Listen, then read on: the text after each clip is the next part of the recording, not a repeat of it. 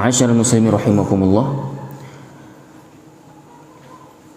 mana yang benar kalau kita istilahkan ataupun kita bahasakan antara keadaan mempengaruhi jiwaku atau jiwa mempengaruhi keadaan? Ini mana yang benar, yang lebih tepat? Keadaan yang telah mempengaruhi jiwaku atau jiwaku yang telah mempengaruhi keadaanku? Ini mana yang tepat? Keadaan yang mempengaruhi jiwa atau sebaliknya? Apa sebaliknya? Jiwa yang mempengaruhi keadaan. Ya, ini perlu kita luruskan, mana yang benar, mana yang lebih tepat. Bagi orang tertentu akan mengatakan apa? Keadaan yang telah membuat aku seperti ini. Tapi bagi orang tertentu juga, keadaanku, ya ini disebabkan jiwaku, kepribadianku yang seperti inilah yang membuat keadaan seperti ini. Kan seperti itu. Maka kalau kita dalami kajian-kajian keislaman tentang ini, kita akan dapati bahwa orang-orang yang beriman itu pasti akan kemudian lurus dalam berfikir.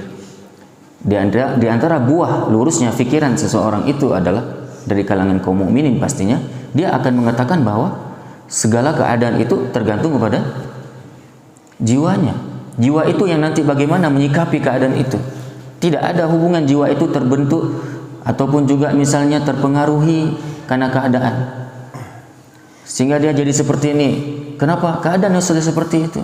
Kalau enggak, aku enggak akan seperti ini. Jadi kemudian dia akan menjadi orang yang selalu meratap dengan keadaan. Serba salah ini orang. Dikasih ini enggak, dikasih itu enggak. Ya. Jadi selalu meratapi keadaan dan mengkambing hitamkan keadaan, menuduh-nuduh keadaan. Padahal keadaan itu belum tentu membuat buruk bagi dirinya. Maka kalau memang tipe orang itu pengeluh, itu akan menjadi serba salah hidupnya. Kepingin tinggal di pegunungan, takut dia tinggal di misalnya di tepi pantai karena takut tsunami. Ketika udah di gunung, takut longsor, gitu kan? Takut dengan bermacam-macam hal, gempa mungkin, banyak binatang buas. Pindahlah ke kota. Terjadi kebakaran, Allah uji dia dengan kebakaran rumahnya. Wow, nggak nyaman rupanya tinggal di kota, begitu padat penduduk, berdekatan rumah-rumah tempat tinggal.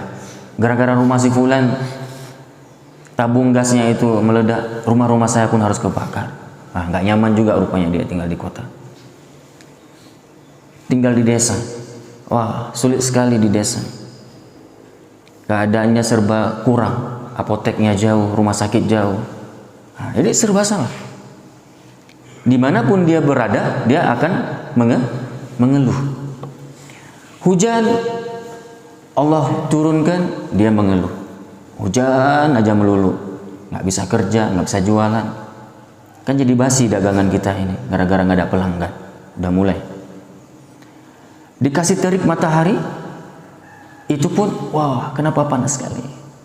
Gitu-gitu dia. Dikasih sehat, dia santai-santai, berfoya-foya dengan harta, berkeliaran. Dikasih sakit, kenapa sakit? Aku nggak bisa ibadah kalau sakit, nggak bisa kemana-mana. Maunya aku kajian. Waktu saya nggak pernah kajian. Seperti itulah manusia. Serba salah. Lawan salah apa? Lawan salah apa? Benar. Maka orang beriman itu serba baik, serba benar. Apapun yang Allah hadirkan untuknya, ada kebaikan. di dalamnya. Dia selalu akan menyangka seperti itu. Dia tidak pernah bersuudzon kepada Allah, akan selalu berhusnuzon kepada Allah. Apapun yang Allah berikan itu pasti baik. Walaupun terkadang pemberian itu dalam kasat mata kita adalah buruk, namun di dalam keburukan itu ternyata kadonya cuma yang buruk. Isi kado tersebut rupanya adalah kebaikan. Begitulah musibah. Musibah kalau kita lihat dari segi kadonya, bingkisannya itu mungkin tidak menarik. Sakit tidak menarik. Kekurangan harta tidak menarik. Ya, dan bermacam-macam kesulitan hidup tidak menarik. Ternyata di dalam kesulitan itu ada banyak hal-hal yang berharga yang kita akan dapatkan. Maka bersabarlah. Disitulah nanti kita akan ketahui bagaimana kepribadian seorang mukmin yang sebenarnya. Ajaban li amril mu'min. Dan hadis ini datang dari sahabat mulia Suhaib radhiyallahu anhu. Beliau berkata, Rasulullah sallallahu alaihi wasallam bersabda, "Ajaban li amril mu'min, inna amrahu kullahu khairun, wa laysa dhalika li ahadin illa lil mu'min, in asabathu sarra syakara fakana khairan lah, wa in asabathu dharra sabara fakana khairan lah." Sangat menakjubkan, sungguh menakjubkan urusan seorang mukmin, perkara hidup orang mukmin, keadaan hidup orang beriman. Sesungguhnya seluruh urusannya itu baik baginya. Dia akan selalu memandang seluruh apapun keadaan yang dihadapi, semua dia pandang dengan kebaikan. Dia selalu memandang itu adalah baik. Dan hal itu tidak akan dimiliki. Sikap seperti itu, perasaan seperti itu, jiwa yang demikian itu tidak dimiliki kecuali orang beriman. Jiwa orang beriman dia akan selalu memandang semua itu baik. Ketika Allah berikan ia kelapangan, kebaikan, kebahagiaan, dia bersyukur dengan kebaikan dan kebahagiaan tersebut, maka itu baik baginya. Ketika Allah uji dia dengan bermacam-macam musibah, kesulitan hidup, dia bersabar dengan itu pun baik. Syukur baik, sabar pun baik. Coba. Sehat baik baginya. Bukti dia baik dengan kesehatannya itu apa? Dengan sehat dia rajin beribadah, dengan sehat dia rajin melangkahkan kaki ke tempat-tempat ilmu, dengan dia sehat dia mau bersilaturahmi, ya, dengan dia sehat dia bertadarus Quran.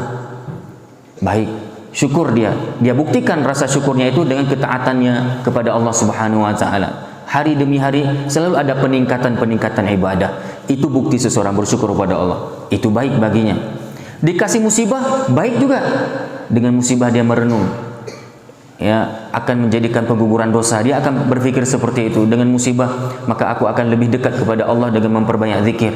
Mungkin kalau aku sehat selalu aku lupa kepada Allah, mungkin itu pun istidraj. Dengan aku sakit seperti ini aku akan lebih banyak merenung, berfikir, bertafakkur, akan lebih banyak beristirahat. Kemudian dari bermaksiat aku akan menjadi orang yang kemudian bisa beristirahat dari hal-hal yang mubah tapi melalaikan. Dengan dia sakit, dia selalu menjadikan sakit itu pasti positif. Makanya itu pun kalau dia bersabar dengan sakit itu, dengan kesulitan hidup itu pun akan membawa kebaikan dengan kesabarannya. Maka perasaan seperti ini, kepribadian yang seperti ini, jiwa-jiwa yang seperti itu tidak dimiliki kecuali bagi mereka yang beriman kepada Allah, yang murni iman, tauhid akidahnya. Maka kalau lemah akidahnya, kalau buruk imannya, itu selalu akan menjadi orang yang serba salah. Nah itu tadi. Sehat salah baginya itu, nggak baik. Makin sehat, makin banyak maksiat. Dikasih sakit, ngeluh dan ngeluh. Dikasih kesulitan hidup, ngeluh. Kenapa aku kayak gini? Maunya aku banyak-banyak bersedekah seperti sebulan, banyak uang. Nah, udah mulai berpikir bersedekah ketika sempit. Di saat lapang dia malah lupa Allah. Seperti itulah manusia. Apabila diberikan rezeki, dia menyangka bahwa ya Allah telah memuliakannya. Apabila Allah tahan rezekinya, Allah uji dia tersebut dengan kekurangan harta, kesempitan harta, kekurangan rezeki, dia menyangka bahwa Allah lagi menghinanya. Coba, dia tuduh Allah menghinanya. Seakan-akan kalau Allah berikan ia itu kebaikan, kebahagiaan, Allah telah memuliakannya. Belum tentu. Maka konsep dalam Islam apa? Kebahagiaan, kebaikan hidup, ya kemudahan-kemudahan yang kita dapati semasa hidup di dunia ini adalah belum tentu itu kemuliaan dari Allah. Mungkin itu istidraj, dan belum tentu juga sebenarnya bagi kita yang mendapatkan kesempitan harta, kita dapati diri kita dengan serba kekurangan, kita sakit-sakitan, mungkin itu juga bukan keburukan, itu mungkin adalah kebaikan, bukan bentuk penghinaan. Tapi Allah telah dan sedang memuliakan kita dengan sakit tersebut. Bagaimana maksudnya? Ya, dengan kita sakit Allah akan angkat derajat kita menjadi hamba-hamba yang bersabar, akan lebih banyak dosa-dosa yang berguguran. فَأَمَّا الْإِنسَانُ إِذَا مَبْتَلَاهُ رَبُّهُ فَأَكْرَمَهُ وَنَعَّمَهُ فَيَقُولُ رَبِّي أَكْرَمَنِ وَأَمَّا إِذَا مَبْتَلَاهُ فَقَدَرَ عَلَيْهِ رِزْقَهُ فَيَقُولُ رَبِّي أَهَانَنِ. Seperti itulah sikapnya orang kafir. Nah ini, wallahu a'lam bishawab. Maka saudaraku yang dirahmati oleh Allah Subhanahu wa taala, orang beriman dengan keimanannya dia akan mengatakan apa? Berarti keadaan itu tergantung pada jiwa kita bagaimana menyikapinya. Jadi pengaruh sangat nggak jiwa ini?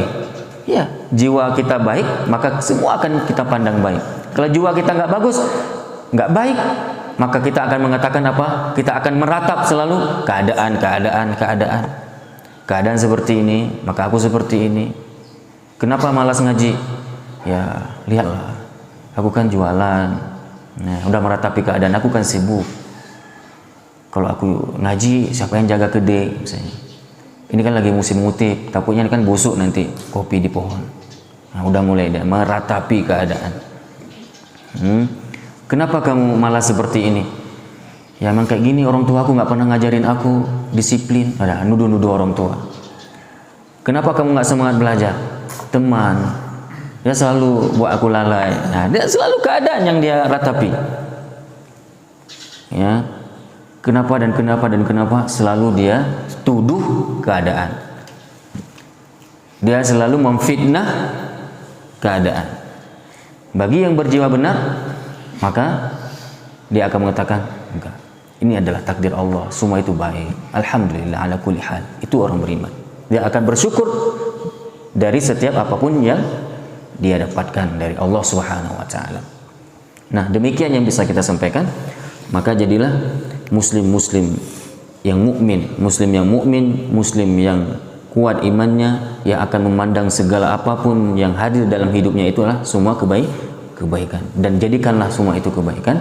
Semoga nanti kita akan mengakhiri hidup ini dengan kebaikan pula, yang dengan istilah lain adalah kita akan meninggalkan dunia ini dengan husnul khotimah. Kami padai bahwa kita hidup di dunia ini, dunia Allah ciptakan untuk kita, tapi kita bukan diciptakan untuk dunia. Buktinya apa buktinya? Buktinya begitu banyak orang, teman-teman kita, keluarga kita satu persatu sudah meninggalkan dunia, menandakan bahwa Allah tidak ciptakan kita untuk dunia ini, ya. Tapi memang dunia diciptakan untuk kita. Maka jadikanlah dunia di mana? Di hati atau di tangan? Ya, letakkanlah dunia itu di tangan kita, bukan di hati kita. Wallahu a'lam bishawab. Subhanakallahumma wa bihamdika asyhadu an la ilaha illa anta astaghfiruka wa atubu ilaik. Wa akhiru da'wana alhamdulillahi rabbil alamin. Wassalamu alaikum warahmatullahi wabarakatuh.